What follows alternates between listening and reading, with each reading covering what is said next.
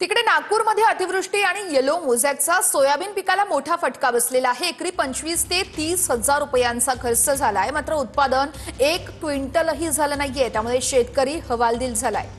सरकारने पंचनामे करावेत, लवकरात लवकर मदत द्यावी अशी मागणी देखील आता शेतकऱ्यांकडून केली जाते।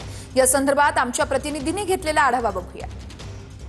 सोयाबीनला विदर्भातील शेतकऱ्याचं दिवाळीचं बोनस मानलं जातं, कारण की दिवाळीत त्याचं पीक येतं। परंतु आत्ता मी ज्या शेतात आहे, सोयाबीनवर येलो मोझॅक नावाचा रोग आला, अतिवृष्टी झाली, त्यामुळे झाडं जळाले, येलो मोझॅकमुळे नुकसान झालं आणि विदर्भातल्या शेतकऱ्यांना देशोधडीला लावून गेलं असं म्हणायला हरकत नाही। आणि साहेब पूर्ण प्लॉटचे सोयाबीन पूर्ण रोगामुळे गेलेली आहे, काहीच नाही आहे याच्यात।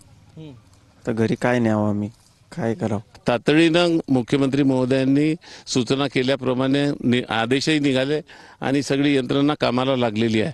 परंतु माझं विनंती आहे सरकारला की लवकरात लवकर ही मदत मिळाली पाहिजे शेतकऱ्यांना।